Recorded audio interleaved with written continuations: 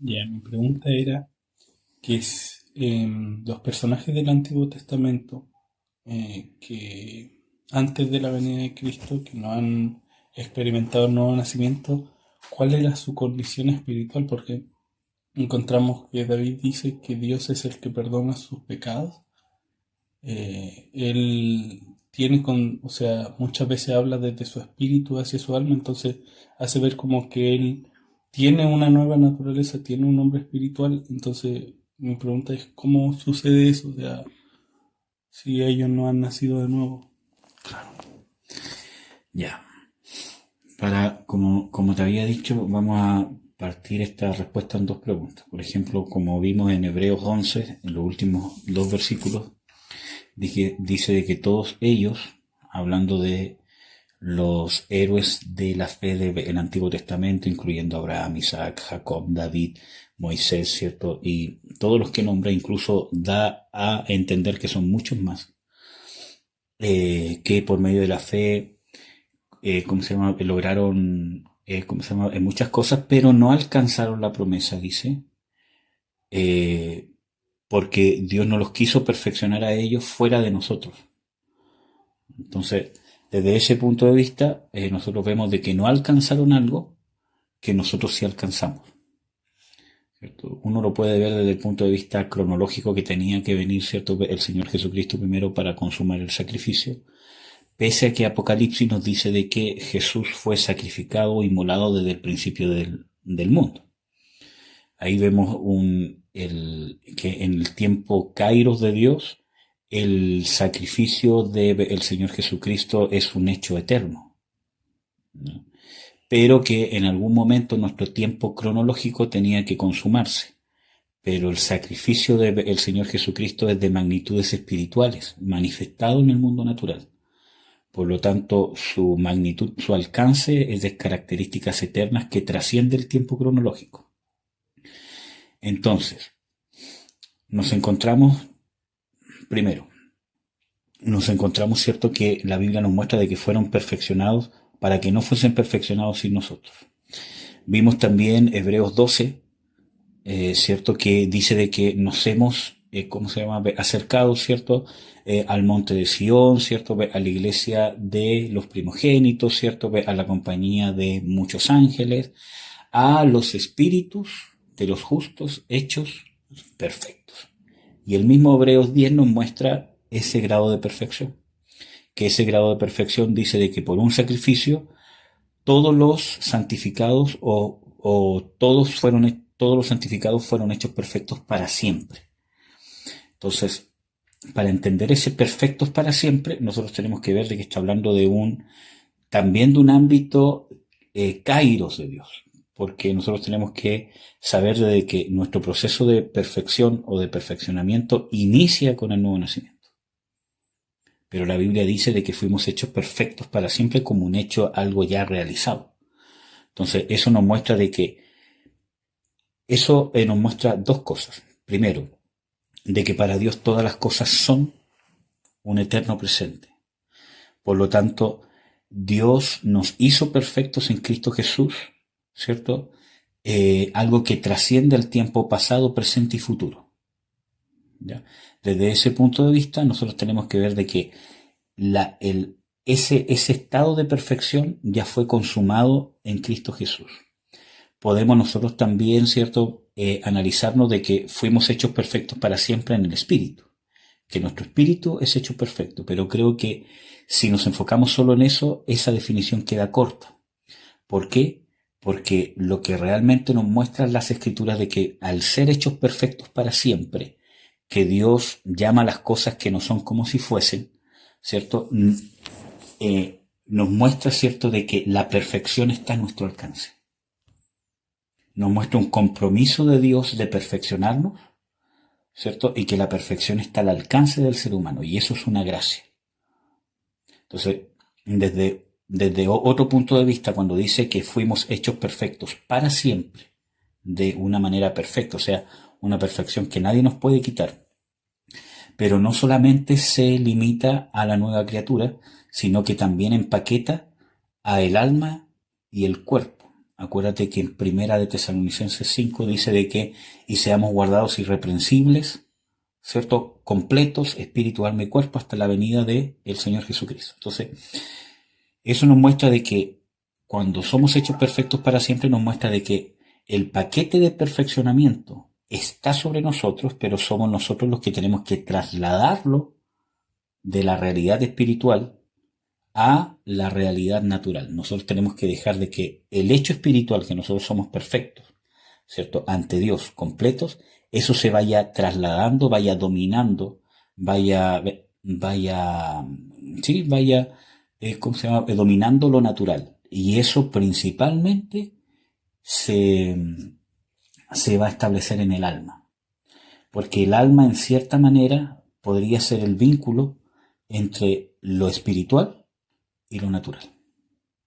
Aunque el alma está al nivel natural, ¿cierto? Pero puede ser el vínculo entre la realidad espiritual y la realidad natural.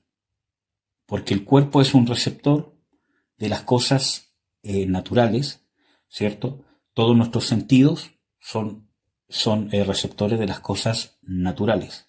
Y a la vez el cuerpo interactúa con lo natural. Pero el alma recibe del cuerpo y controla el cuerpo. Pero a la vez el alma puede recibir del espíritu.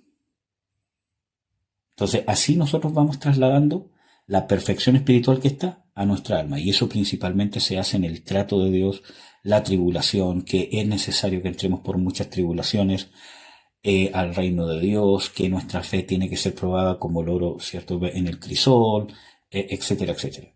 Entonces, desde ese punto de vista nos encontramos de que ese hechos perfectos para siempre no necesariamente es el hecho de la resurrección física. Se va a consumar completamente. Pero Dios ya nos llama perfectos. Entonces, volviendo a Hebreos 12, nos encontramos los espíritus hechos perfectos. Los espíritus de los santificados hechos perfectos. O sea, los espíritus de los justos hechos perfectos. Entonces, eso nos muestra de que, según Hebreos y según Primera de Pedro, que es el texto que te quería compartir ahora, según Primera de Pedro,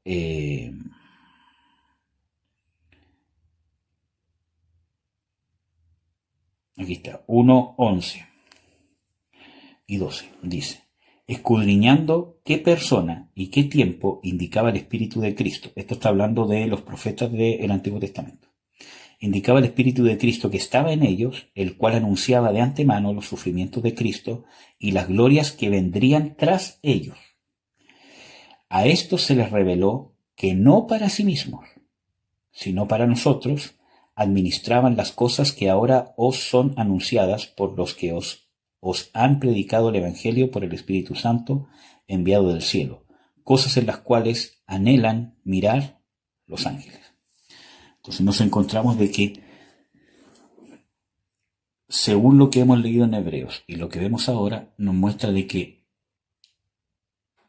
no recibieron la perfección, según Hebreos, por lo menos nos da a entender que estando vivos.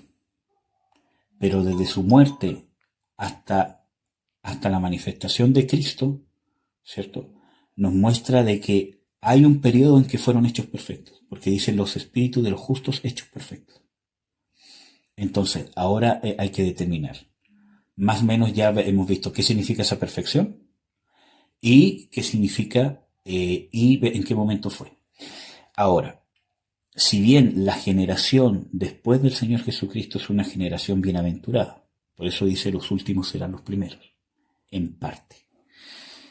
¿En qué sentido? En que viene la promesa del Padre que el Espíritu Santo habita dentro del creyente, cosa que no ocurrió en el Antiguo Testamento.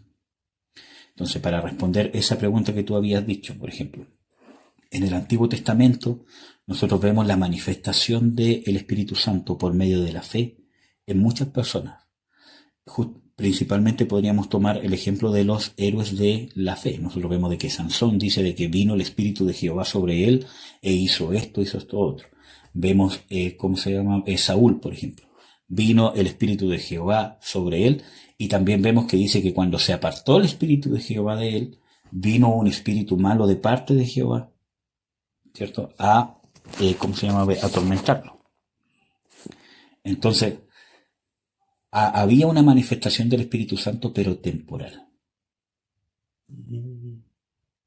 El creyente no era templo de Dios, no era templo del Espíritu Santo. Pero para eso, el Espíritu Santo tenía que entrar al espíritu del hombre. ¿Ya? Porque que el espíritu esté muerto para con Dios antes del nuevo nacimiento no significa que está inactivo.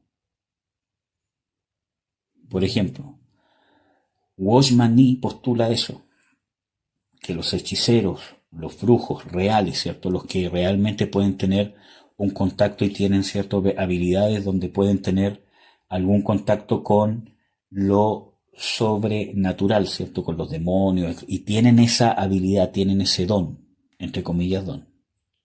Es porque el espíritu del hombre está activo, pero está corrupto. Cuando nosotros nos encontramos de que estamos muertos en delitos y en pecados, ¿cierto? Nos encontramos con el hecho de que esa palabra muerto dice es separado de Dios.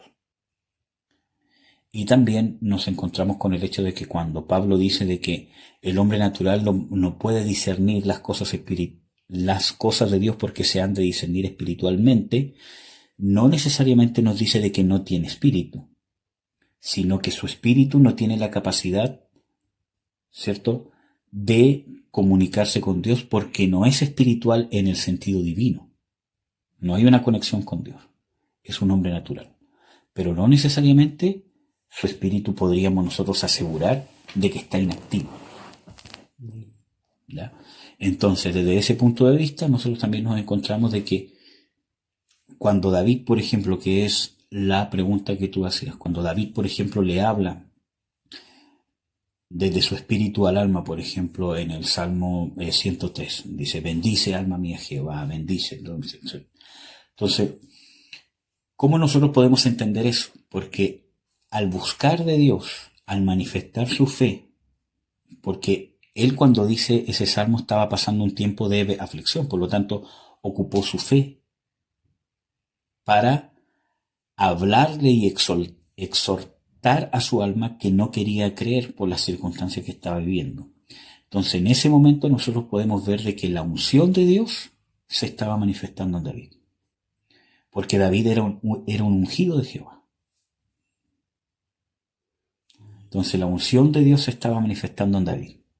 Por eso que él puede hablar desde lo espiritual, por eso que puede profetizar, por eso que pudo ver, al Mesías cuando dijo, ¿cierto?, el Señor a mi Señor. Entonces es una práctica que algunos personajes del Antiguo Testamento tenían más desarrollada quizás que otros, pero no eran una habitación del Espíritu Santo, porque eso es justamente lo que Dios guardó para la generación después del Señor Jesucristo.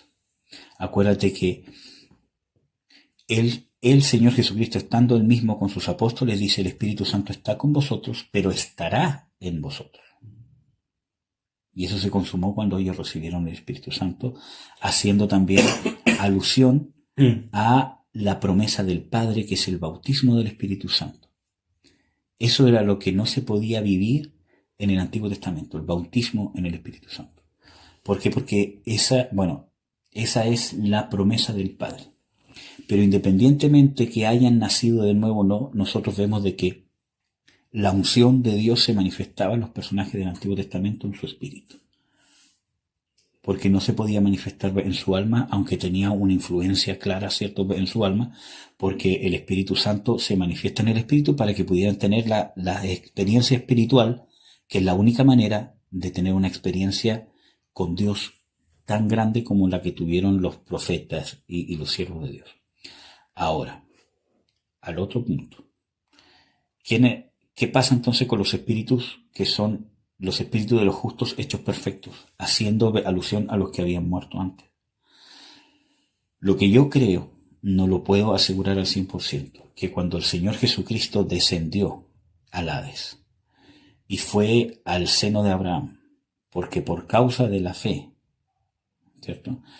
Los santos del Antiguo Testamento tuvieron el derecho, no un derecho exigido a Dios, sino un derecho de gracia de Dios, ¿cierto?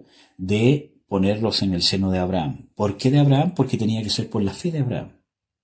Y eso sí nos muestra de que la fe de Abraham es una fe que parte de Abraham y que se mantiene hasta el día de hoy. Porque los que son de la fe de Abraham son hijos de Abraham, ¿ya? Incluso el mismo Señor Jesucristo, antes de su crucifixión, antes de su resurrección, habla de la mujer que estaba encorvada, hablando de ella como esta hija de Abraham, ¿cierto? Y Jesús no hizo milagros en gente que no tuviera fe. Siempre dijo, tu fe te ha salvado, tu fe, etcétera, etcétera. Entonces, nosotros vemos de que esa fe no es una fe que parte desde el Señor Jesucristo para adelante. Es una fe, por eso que Él era el que estaba en el seno de Abraham.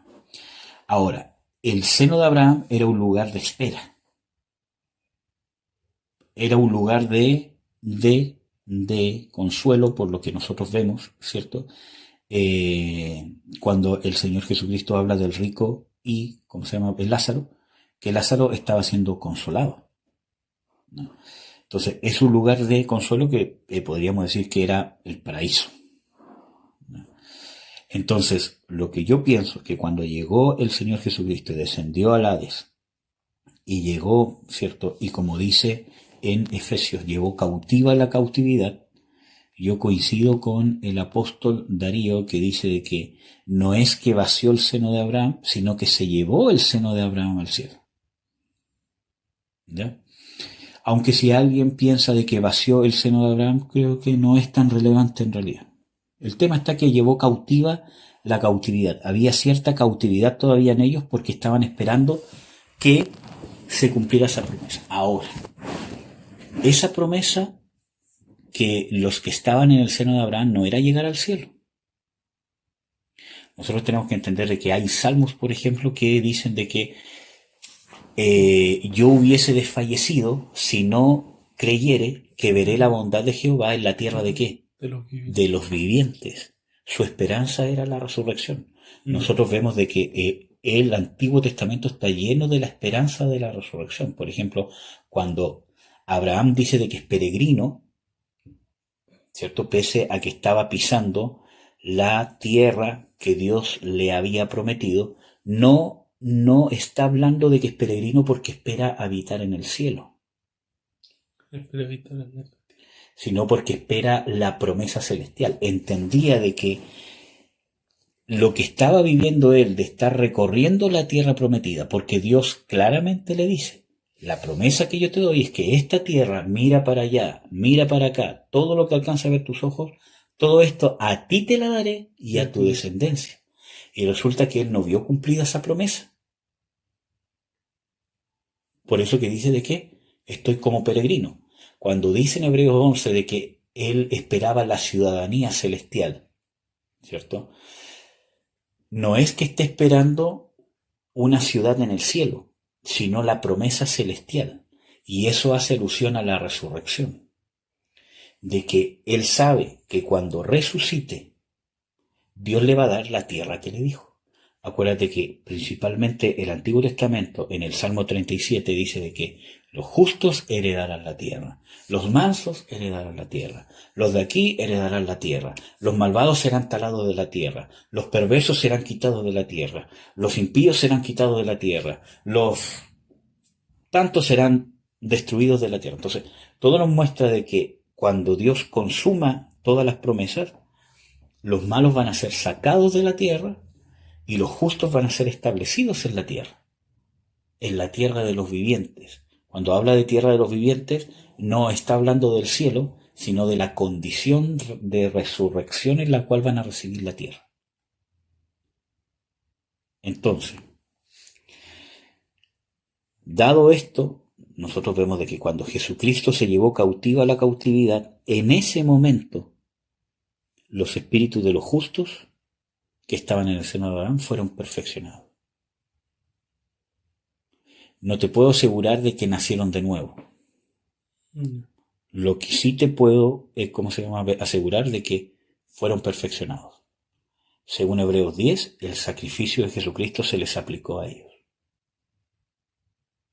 Porque dice, por una sola ofrenda fueron perfeccionados los santificados. Se aplicó el sacrificio de Jesucristo a ellos, por lo tanto, la nueva vida se tiene que haber manifestado en ellos. Yo no puedo asegurarte, ahí nacieron de nuevo, pero sí fueron perfeccionados. Y la perfección se manifiesta en el Espíritu. Obviamente en ellos llega hasta el Espíritu. ¿Por qué? Porque su perfección completa va a ser en la resurrección. Entonces, porque aún hay una esperanza que ellos esperan. Por ejemplo, nos encontramos en Apocalipsis que dice de que las almas de los justos, esto está en Apocalipsis 6, si mal no recuerdo, las almas de los justos llega un momento que están bajo el altar y dice, Señor, ¿hasta cuándo no vengarás, cierto, nuestra sangre en los moradores de la tierra? ¿Y qué les dice Dios? Todavía no, porque aún es necesario que sus consiervos o que mucha gente tenga que morir igual que ustedes, y se le dieron ropas blancas. ¿Qué nos muestra eso? De que queda un tiempo que mucha gente debe de morir por causa del Señor Jesucristo, y eso se va a dar principalmente o en el periodo de la gracia, pero acentuado en el periodo de la gran tribulación. Que, obviamente no te voy a explicar eso ahora, pero es algo que ya hemos visto. Entonces, se le dieron ropas blancas. Ahí nosotros vemos, ¿cierto?, de que esos espíritus de los justos fueron hechos perfectos. ¿No? Entonces, en ese momento ellos recibieron la vida de resurrección o la nueva vida del Señor Jesucristo, porque el Señor Jesucristo se llevó cautiva la cautividad, o sea, los liberó de la muerte eterna. Y ellos están en el cielo con Cristo, y todos los que duermen o los que mueren están en el cielo con Cristo, pero no como un lugar perpetuo, sino como un lugar temporal. Por eso dice duermen, porque van a despertar en la resurrección. Por lo tanto, nosotros podríamos incluso decir de que el cielo, donde habita Dios físico, podríamos nosotros decir de que es un lugar donde los espíritus o las almas de los que mueren en Cristo es un lugar temporal de espera. Como las almas de los que decían, Señor, ¿hasta cuándo? Es un lugar de espera. Hasta que se consuma la ira de Dios y se cumplan todas las promesas. Entonces, recapitulando. Cómo David, Abraham y todo lo demás pudieron vivir en el Espíritu a través de la unción del Espíritu Santo.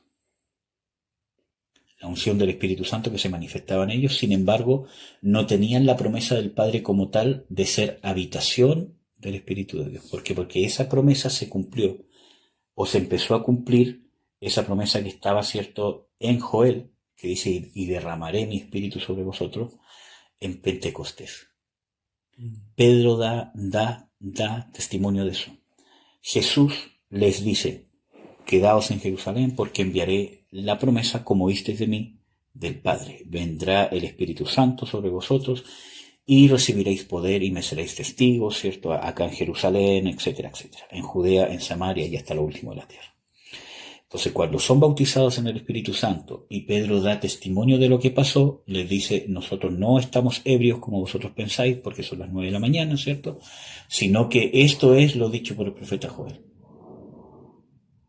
Entonces, nosotros vemos de que esa promesa en particular se empezó a cumplir desde el Pentecostés para adelante, entendiendo ese periodo como los últimos tiempos, o como se dice, el periodo de la gracia, pero el periodo de los últimos tiempos.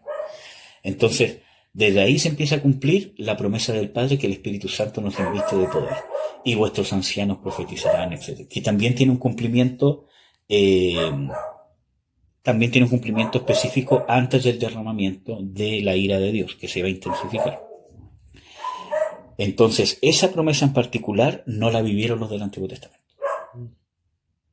sino que solamente la generación que parte de Pentecostés en adelante. Por eso Jesús dice, los últimos serán los primeros, en parte. Entonces, ¿cómo pudieron vivir los del Antiguo Testamento en el Espíritu, poder tener contacto con Dios, que es solo en el Espíritu? Porque dice que el hombre natural no puede discernir las cosas de Dios porque se han de discernir espiritualmente por medio de la unción del Espíritu Santo, que no era necesariamente permanente en el sentido de comparación con el bautismo en el Espíritu Santo. Pero sí una persona podía mantenerse ungido delante de Dios. Por ejemplo, nosotros vemos de que cuando Dios profetiza del profeta Samuel, dice, y él andará ungido delante de mí todos los días. Entonces, la unción es el hecho de que Dios deposita, o su espíritu se manifiesta dentro de mí, su poder se manifiesta en mí. Y por eso podían andar en el espíritu. Y eso se hacía por medio de la fe. Ahora, el último punto que quiero ver, que para poder entender esto bien y no confundirnos, tenemos que entender también el tiempo kairos de Dios. El sacrificio del Señor Jesucristo no es de trascendencia cronológica, es de trascendencia kairos. El tiempo kairos de Dios es un eterno presente, es en el tiempo que vive Dios, que no tiene principio ni fin. Por eso dice, yo soy el alfa y la omega, el principio y fin, porque Dios es el inicio y es el fin de todo. Eso nos muestra que Él está exento de un principio y fin, partiendo del punto que Él es eterno, etcétera, etcétera. Entonces, el tiempo o la realidad donde se mueve Dios, que es la realidad verdadera, que es la realidad espiritual, que sostiene toda la otra realidad cronológica, ¿cierto? Es un eterno presente. Por eso que nos encontramos con el pasaje de que Jesucristo fue inmolado desde el principio del mundo. Por eso nos encontramos de que el árbol de la vida estaba en el huerto. Me dice, ¿pero cómo? Sí, en parte tendríamos que pensar de que el acceso a la vida eterna se tenía que consumar con el sacrificio y la resurrección de Jesucristo. Entonces, nos encontramos de que Apocalipsis nos muestra de que el Cordero de Dios fue inmolado, sacrificado desde el principio del mundo. Nos muestra el eterno presente de Dios. Eclesiastés dice de que para Dios las cosas que son ya fueron, las cosas que van a ser fueron ya, etcétera, etcétera. Y Dios restaura lo que pasó. Entonces, para entender eso tenemos que ver de que el acceso a la fe que tuvo Abel, que tuvo Noé, que tuvo todos los que son nombrados principalmente en Hebreos 11, y todos los que tuvieron fe, ¿cierto? Todo ese acceso a la fe, Abraham, Isaac, Jacob, ¿cierto? Y, Moisés, es por medio de la gracia. Nosotros vemos de que, por ejemplo, cuando Abel entregaba el sacrificio, él entregaba el sacrificio en una conciencia que dependía de la gracia redentora de Dios. Obviamente, probablemente no entendía el concepto en sí de que iba a venir Cristo, en qué tiempo iba a venir, cómo iba a venir, cuáles iban a ser sus padecimientos, pero entendía que no podía acercarse a Dios si no mediaba un sacrificio. No estaba sacrificando para perdón de sus pecados, sino reconociendo que no tenía nada que hacer, que Dios tenía que hacer algo. Y esa es la fe que se basa en la gracia. Por eso que David dice en los salmos que he nombrado en Romanos 4 también, dice, bienaventurado aquel a quien Dios no le imputa pecado y sus pecados son perdonados, porque aún se dependía del perdón de Dios, pero de los santos del Antiguo Testamento dependieron de el perdón de Dios en el sentido que entendieron que era por gracia. Y esa es la fe que ellos desarrollaron, que entendían de que debía Dios intervenir para su redención. Quizás algunos entendían bien que era el Mesías que iba a venir, que se iba a manifestar. Otros quizás tenían solamente la esperanza en el Mesías, pero sin un entendimiento amplio, pero la esperanza que Dios iba a poner el sacrificio, que Él iba a hacer una expiación por salvarlos. Porque, por ejemplo, nosotros no podemos decir de que Abel fue salvo eh, por ¿cómo se llama? La ley, porque la ley fue muchos años después. Tampoco podemos decir que Abraham fue salvo por la ley, porque incluso Pablo explica de que fue justificado por la fe incluso antes de la circuncisión, para que fuese padre de los de la circuncisión y de los de la incircuncisión, mostrando a Dios que era por esa clase de fe que entendía que era por gracia, que era justificado por la fe en aquel que justifica al impío. No que yo me puedo justificar por mí mismo, sino que Dios me justifica a mí. Entonces, deposito mi confianza de que Dios tiene un plan, algo va a hacer, y de que dependo de que Él me justifique a mí. Por eso dependo de su misericordia, dependo de su beneplácito, de que Él quiera justificar. Y esa es la fe de Abraham, y esa es la fe de los héroes de la fe. Y eso es lo que nos trata de enseñar, Hebreos 11. Ahora, ¿qué pasa con la ley? Pablo explica, no hay ninguno justo. Dice, hemos justificado a judíos y a gentiles, y cita un salmo. No hay ninguno justo, todos se pervirtieron. Sepulcro abierto su garganta, ¿cierto? Con su boca aquí y allá. Entonces, también nos muestra las escrituras de que está escrito, ¿cierto? Que si guardare todas la ley, entonces será justificado por la ley, pero si transgrediere un punto, se hace culpable de todo. Y las escrituras nos muestran claramente de que no hubo nadie que se pudiera salvar por la ley. Por eso que estaban en el seno de Abraham. Porque para poder llegar a la presencia de Dios, en el sentido de poder ser perfeccionados, como dice Hebreos 12, el camino en el Antiguo Testamento era la ley y nadie lo cumplió. Por eso que estaban en el seno de Abraham. Porque por la gracia redentora de Jesucristo, que es de trascendencia eterna, Kairos, les dio la gracia, la posibilidad de que por medio de esta fe y de la justificación que Dios les daba por la gracia de Jesús, podían esperar en el seno de Abraham. ¿Ya? Entonces,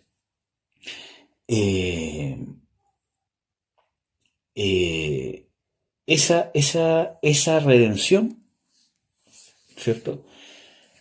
Esa incapacidad de cumplir la ley es lo que realmente los mandaba, entre comillas, al infierno.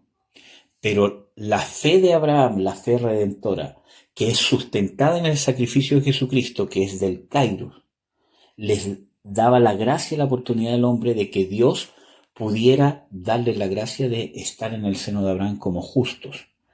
Acuérdate que dice que el justo por la fe vivirá, y eso es una cita del Antiguo Testamento. Entonces, ese tipo de relación con Dios que podía optar el hombre era por la gracia de Cristo Jesús. Nosotros vemos de que estuvo Cristo con el pueblo de Israel en el desierto. Dice de que la roca que lo seguía era Cristo. Y hay muchas, referencias más. David vio. Incluso el Señor Jesucristo dice, y Abraham me vio. Se gozó.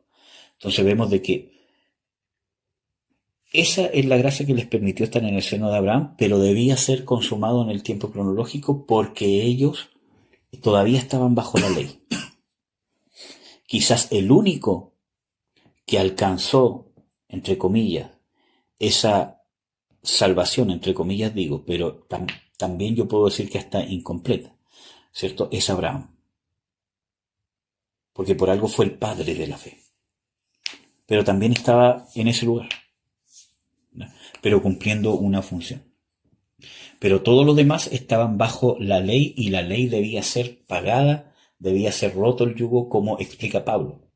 Todos estábamos bajo el yugo de la ley hasta que se manifestó la gracia, hasta que nos llevó a Cristo.